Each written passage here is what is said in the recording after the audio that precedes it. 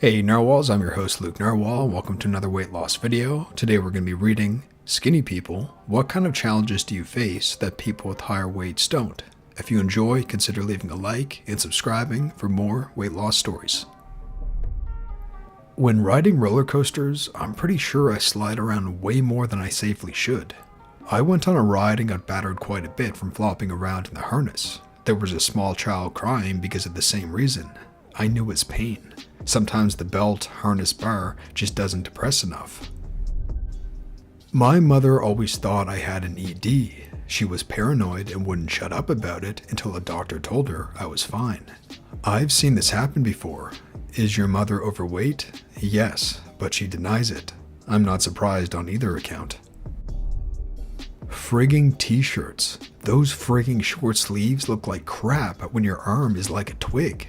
Exactly this. That's why I just wore hoodies 24/7, so nobody would see my noodle arms in high school. People find it perfectly acceptable to comment on my weight. Too many jokes about my weight and unwanted and definitely unnecessary remarks about my body from strangers, friends, and family. I was always made to be ashamed, but that is basically cool cause at least you can eat whatever you want. If you eat. Do you eat? My sister-in-law is 5'5" and a US size 0. She's athletic thin and actually eats quite a lot, which she burns off with active hobbies. She likes skiing, running, climbing, snowboarding, ballroom dancing, pole dancing, gymnastics, and ballet. So yeah, she's really thin. But people constantly make remarks about her having an ED, which I think is quite mean. She certainly doesn't appreciate it. I think it comes from a place of jealousy. She's also conventionally quite beautiful, and their own insecurity, but it's not nice. Cold all the time. Bruise way too easily. No one believes I have an ounce of strength or that I eat anything. I think my size also leads people to believe they can push me around more. One weird one is that roller coasters and similar rides are quite challenging because I bounce around the harness and even slid out of one on a ride once, the zipper. Again, more bruises. It's not too bad though. The difference between handling heat and cold is stark. In my fat guy days, I could go outside in shorts and a t-shirt with temperatures near freezing and it wouldn't faze me. Now at a more average weight, I need a coat in the 50s. Sitting in hard chairs for a long time can be sore on the hip/spine because there is not much cushion. Being cold sometimes, not being able to eat/drink as much as I want whenever I want. Having people assume I am not capable of moving/lifting heavy things. On the upside of the first one, I never had to sit on anyone's lap during car rides where there wasn't enough space for everyone. People compared me sitting on them to taking pile drivers to their thighs because of how bony my butt is. Sit-ups are the devil's exercise. Also, I get these sores from the bones in my butt when I sit on hard chairs. Or how about laying in the bathtub? I need to fold up a washcloth to cushion my tailbone. I find it hard to eat my money's worth at a buffet. I'm completely the opposite. My friends are always amazed about the amount I gobble down. One all-you-can-eat place went bankrupt shortly after I had eaten there. While I can't be sure it was my doing, I like to think it was. Strong winds can be difficult to walk in, and they think we're faking when we lean into it. Dude, I just don't want to fall over. Buying clothes. I'm not super skinny, but am nonetheless. Also, I'm tall, so I can't get pants that are in my correct size in waist and in length. Those that I find are hard to come by. When using packed public transport, people think because you occupy less space that they can move up into as much as you as possible. So much that sometimes you are genuinely concerned you may be entered repeatedly, and you will have to take it silently in front of a crowd of commuters. Oh, so much this. I have seriously considered bringing chalk in the train, drawing a line down the middle of the seat, and asking my seatmate to stay on their side. I had one guy use me as a friggin' armrest. I elbowed him a few times accidentally while flipping the page on my book until he moved his arm. I know that people of higher weights also have a hard time finding clothes, but I have to go into the children's section for pants still at age 25, and they have a huge gap. Going down a size means I cannot sit down without a massive wedgie, so I am stuck with these. The difference is, when I complain about not being able to find shorts or other clothes that fit me properly, I am told to shut up because my problem with clothes is not nearly as bad as heavier people, so I am not allowed to complain, or just told to eat some more hamburgers so that I will fit into the pants. When people see you eating something unhealthy and they ask you, how can you eat like that and still remain skinny? Simple. This is probably the only unhealthy thing I've had all week, and I factored it into the rest of my diet. I hate it when people ask other people that, and I'm not even skinny. Like, the answer is so friggin' simple. They probably eat healthy most of the time. They probably don't eat high quantities of unhealthy food. They probably exercise a fair amount. They take care of themselves. As a skinny woman, people tell me about their diets all day, but I am not allowed to say anything at all about what I eat, or diet anything without a lecture about my body image.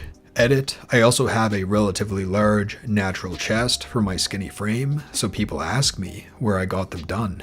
I hate it when I say I can't eat something, and the response is, but you're so skinny. A lot of times, I friggin' wish I could eat that, but I have medical dietary restrictions, and it's got nothing to do with my body image, but the assumption is it's because of body image issues.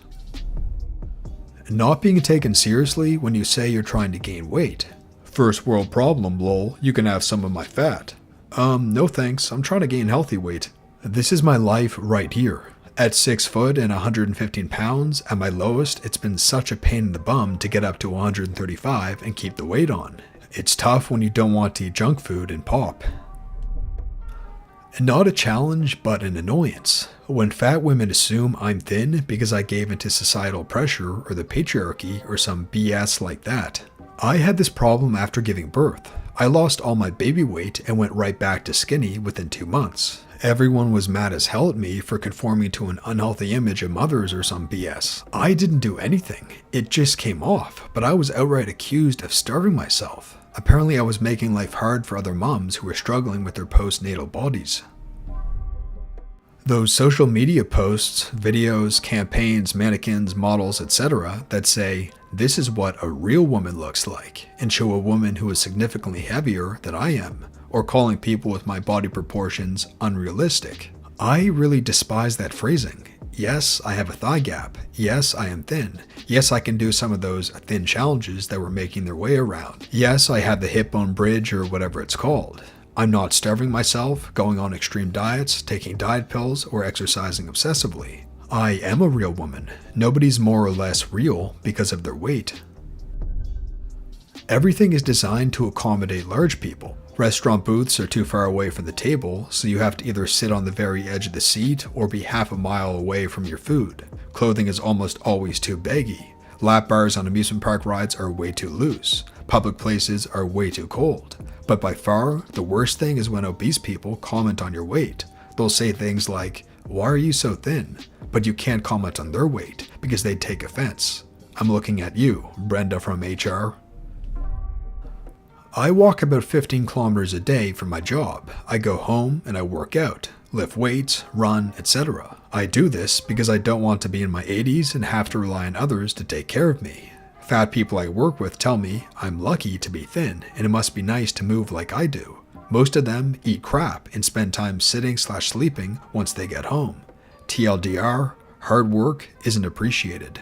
It must be nice to be able to eat whatever you want. I see red every time. I have the self-control to eat appropriate portion sizes, limit my drinking, and visit the gym regularly. Don't trivialize my discipline by chalking it up to luck. I don't even know where to start. I've been asked if I have an ED throughout my entire life, often when I was eating. I also can't eat big portions of food, so I waste so much food when we go out to eat. They won't let me eat off the kids' menu. I am also really tired of hearing, "You're so lucky." I hit a genetic goldmine with my metabolism, but what you can't see is early onset Alzheimer's runs in my family. I'd rather struggle with weight. I also can't find clothes that fit. I am wearing the same size as my 11-year-old daughter. I'm 5 foot 4 inches and 95 pounds. It gives the impression that I'm physically and mentally weak. I have been told that I couldn't watch my blood draw because they were worried I'd pass out. I told them it doesn't bother me, and they said, "Well, since you're so small, we are worried you can't handle seeing blood." I still haven't figured out the correlation there. And that brings us to the end of the video, narwhals. If you enjoyed this video, consider leaving a like and clicking the bell icon to make sure you don't miss future videos. And if you haven't yet, make sure to tap that little red subscribe button to join our awesome YouTube community, the Narwhals, and for future videos that help you stay on track.